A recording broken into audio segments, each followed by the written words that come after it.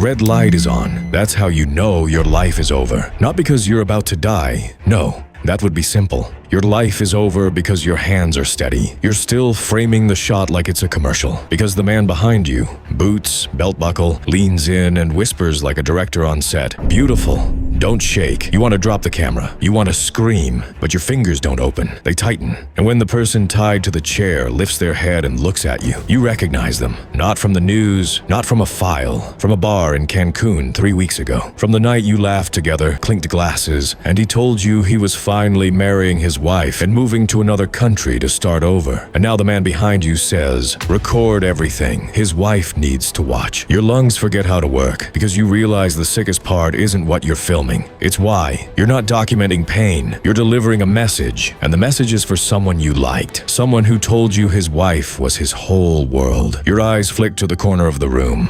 A phone on a tripod, a live call, a face on the screen, pale and frozen. The wife. She sees you. You see her. And in that half second, she understands exactly what you've become. You're not just filming torture anymore. You're writing reality, moving public attention, distracting law enforcement, starting rumors, ending alliances. You're not a cameraman. You're propaganda. You weren't supposed to be anywhere near these people. You're not a gangster. You're not a killer. You don't even like confrontation. You're just good with cameras. That's the curse. That's the joke. You spent your whole life trying to be invisible and useful, the reliable one, the guy who shows up early, brings extra batteries, fixes the lighting, makes everyone look better than they are. Your mother used to say it like a compliment. You're the kind of person people can use. She meant it sweetly. She didn't know that's how monsters choose their prey. It starts with a job. It always starts with a job. A friend of a friend messages you on a Tuesday night. Yo, you still doing video work? There's this company retreat. Easy money. Travel included. You should have asked questions.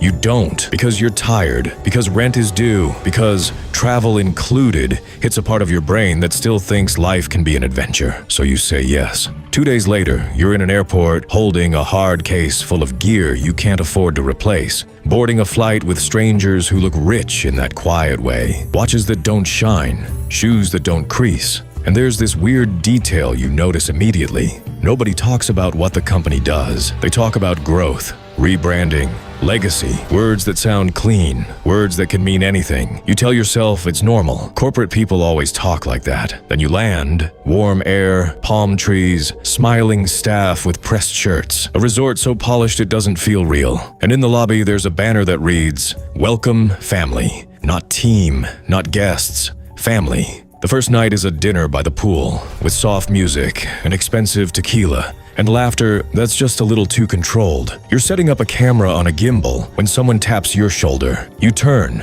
and there he is, mid-40s, tired eyes, kind smile that looks practiced but not fake. He holds out his hand. "I'm Mateo. You're the video guy? Doesn't matter," he says gently before you can answer, like he's saving you effort. "Listen, if they give you trouble, tell me." He glances around at the suits, the laughter, the security guys pretending to be staff. They forget other people are human. He says it like he's not one of them, like he's just a guest who got dragged into this. And that's why you relax around him, because he talks like a normal person. He asks where you're from, what you do, if you like the ocean. Then he asks something that should have made you run. "You got kids?" "No, I have one. He's everything." He pulls out his phone and shows you a photo. A teenager with messy hair and a half smile, arm around Mateo's shoulder. They look happy in that messy, real way that can't be staged. His name's Nico. He's with me on this trip.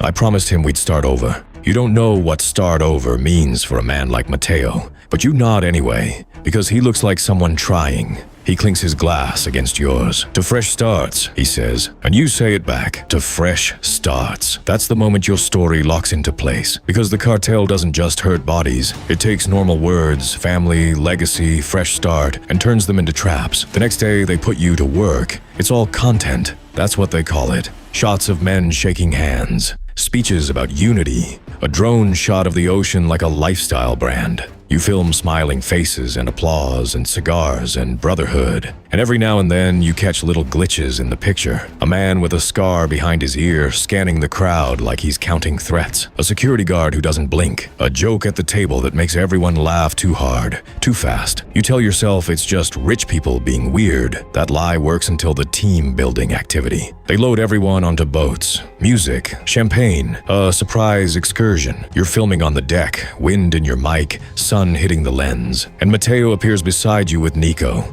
The kid grins. Yo, you're the camera guy, make me look famous. You laugh, and for a second it feels normal. Mateo watches his son with something close to pain, like he's trying to memorize him. You got talent, Mateo says, nodding at your rig. You ever film documentaries? Not really, mostly weddings and corporate stuff. Mateo smirks. Weddings, that's funny, because weddings are about promises, and promises. He swallows. Promises can get people killed. You stare at him. He notices and forces a lighter tone. Forget I said that. Enjoy the trip. But you can't unhear it. When the boat docks at a private beach, there are no tourists, no smiling staff, just men, a lot of men, standing in the shade, watching. Everyone from the resort gets quieter, like they all know where they are. A man in a white linen shirt steps forward, the kind of smile you see on TV, perfect and empty. He raises a glass. Today we celebrate loyalty. Applause. You film it, because that's your job. Then the man in linen looks straight at you. Come closer, he says, like he's inviting you to capture history. People part like a wave. You walk forward. Mateo's hand catches your wrist for half a second. A warning, a plea. But you're already moving, because everyone is watching, and you've spent your whole life being the guy who doesn't cause problems. In the center, a chair, a hood over someone's head, hands tied. This isn't a retreat. This is a stage. The man in linen speaks like a motivational speaker. Sometimes family forgets the rules,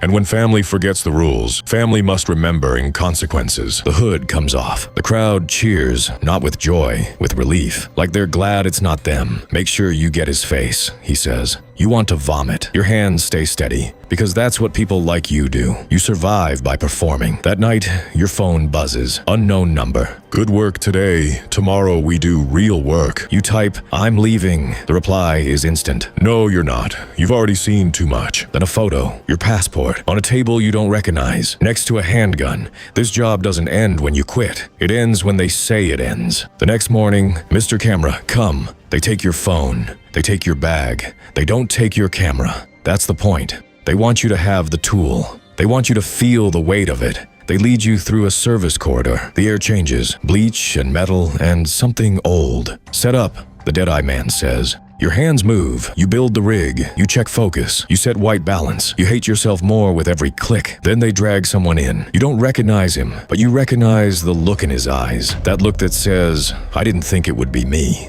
Roll, the Deadeye man says. You hesitate. He leans closer, soft voice. If you don't roll, we put you in the chair and someone else rolls. Your finger hits record. The red light comes on, and you feel something inside you break cleanly, like a bone. It's not like the movies. No screaming villains, no dramatic monologues. It's worse. It's business. Questions in a normal tone. Pauses. A small sound from the chair. Your lens catches everything without mercy. Your brain tries to float above your body, but the camera keeps you anchored to reality, because your job is literally to look. When it's over, the Deadeye man checks playback like he's reviewing a wedding speech. He nods. Good, you kept it clean. No missed focus. Then the line that ruins you. You have talent. You make suffering look organized. Organized. Like it's a product. They give you your phone back. No signal. Just enough battery to see yourself reflected in the black screen. You sit on the bed and stare at your hands. They don't look different. That's the problem. That night, Mateo finds you. He slides a plane ticket across the table. Tomorrow morning,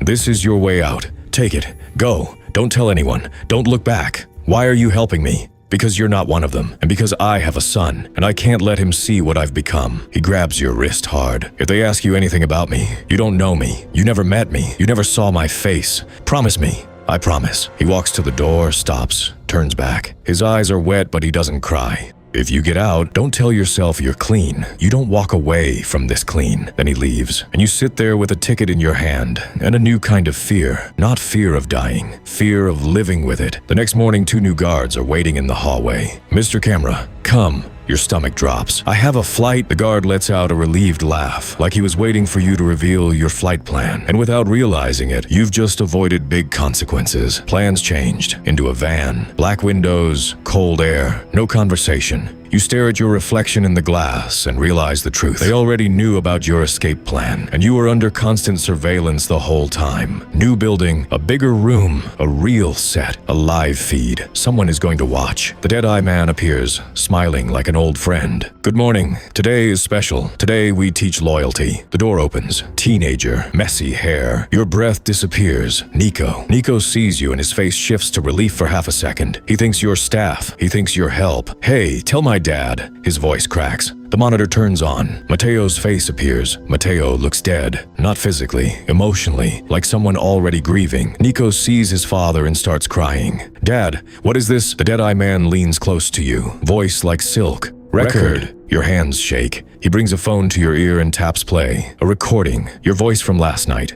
Something cold presses against your ribs. Not a gun to your head. A different kind of control. Roll. You press record. The red light turns on. Nico's face crumples as he realizes you're not help. You're the one holding the eye. They're not punishing Nico. They're punishing Mateo through Nico, and they're punishing you by making you hold the proof. The Deadeye Man asks Mateo a question. Simple. Yes or no. Mateo doesn't answer fast enough. Nico flinches at a sound you don't want to describe. You keep filming because your hands are steady, because your body has decided survival is more important than morality. And the moment you realize that you hate yourself in a new, deeper way, Mateo finally speaks, voice shredded. Stop, please. I'll do it. I'll fix it. The Deadeye Man smiles. That's better. See, stories have arcs, and every arc needs a turning point. He turns to you. Zoom in. You don't want to. You do it anyway, because the camera obeys, because you obey. Nico's eyes lock on yours. Not anger, not hate. A question, a child's question. Why are you doing this to me? And your brain gives him the only honest answer. Because I'm scared, because I want to live, because I'm weak, because you were never the target, you were the lever. Mateo breaks on screen, sobbing quietly, like a man being crushed from the inside. Nico barely survives. The room goes quiet. Mateo's face is still on the monitor. He looks at you, not with rage, with recognition, like he sees the exact moment you stopped being a person. And he whispers a sentence you'll hear forever. They turned you into me. The screen goes black. They keep you. Not locked in a cell, that would make it obvious. A gilded cage, air conditioning, a bed, food. They don't want you desperate. They want you functional. They bring you jobs, a person, a chair, a story, you behind the lens. At first you try to dissociate. You tell yourself the camera is a wall. Then you notice something sick. You get better at it. You learn what angles make people look smaller. You learn how to capture fear without showing too much. You learn when to hold the shot, when to cut, when to pan to the right detail. You become a professional. One night the Deadeye Man shows you one of your videos. Edited, scored with music, clean typography like a documentary trailer. People share it. They talk. They fear. That's value. He pats your shoulder. You create value. That praise hits you like a drug. Not because you're proud, because it means you survive one more day. And survival becomes your new religion. Then they show you a news article. A journalist. A headline about Cartel internal conflict, and beneath it, a photo, Mateo's outline, his posture. They slide a hard drive across the table, your label on it, your name. Tonight, you deliver the next letter to the press, but not written. He taps the drive. Video. You're not just filming torture anymore. You're writing reality, moving public attention, distracting law enforcement, starting rumors, ending alliances. You're not a cameraman. You're propaganda. And the worst part, you've already proven you'll do it, because you're still alive. That night, they bring Nico back, so barely. Eyes glassy, breathing fast. They sit him in front of the camera, not tied this time, just broken. Nico stares into the lens, into you, and whispers, "Dad, please, don't do it, please." Then, without thinking, you say the stupidest thing you've ever said. Let him go. The room goes silent. The Deadeye Man turns slowly, savoring the audacity. You think you're negotiating. You're not. The only thing you get to choose now is how bad it ends. Record. Nico lives for now. Don't, and they end the season. Your hand moves. You press record. The red light turns on. They let Nico speak. They let him beg. They let him be human. And that's the cruelest part. You don't record pain, the Deadeye Man whispers. You record obedience. Then one morning, a guard hands you your phone. Full signal. That never happens. A message from an unknown number just coordinates in one line. If you want out, Bring the drive. You take the hard drive from under your mattress, copies of everything, every face, every message, and that night, you walk out with it taped to your stomach. A guard nods as you pass like you belong, because that's how deep you're in. A car rolls up. "We're saving you," the man inside says. You get in. You watch the city lights slide by like a movie. For a second, you let yourself believe. Then he opens a live call on his phone and turns it towards you. Mateo's face. A gun at his temple. The dead-eye man smiling on the screen. Did you think you were the only one who could record? Valuable things don't get to walk away. He points at you through the screen. Mateo was a character. Nico was a lever. But you're the camera. And the camera always survives, so it can film the next thing. The call ends. "You should have stayed in your room," the man in the car says. "Where are you taking me?" He smiles. "Back to work. Different room, same chair, same tarp, same bright lights. A new face on the monitor. Someone younger, someone terrified. And you realize they aren't punishing you for trying to escape. They're rewarding you, moving you up, because now you understand the system. Now you're controllable. Now you know what your job really is." The dead-eye man stands behind you, gentle like a mentor. "You did good. You almost had me worried." He points to the record button. "Roll." Your finger hovers, and in that hover, you feel the last tiny piece of you, the piece that still wants to be a person, begging. But then you remember how easy it is to survive when you cooperate, how quiet the fear gets when you obey, how warm praise feels when you've been starving. You press record, the red light locks on, and you finally understand the real horror. They didn't force you into this job. They trained you into it, one choice at a time, just this once at a time, until your hands stopped shaking, until your soul learned to hold a camera steady. And now, with the red light on and someone begging in front of you, a thought slips into your mind. Cold, clean. If you ever do get out, who would believe you? You're not just a witness. You're the one who made it look professional. You're the one who made it shareable. You're the one who made the cartel's violence feel like content. So I'll ask you the only question that matters. When you finally put the camera down, will you still know who you are without it?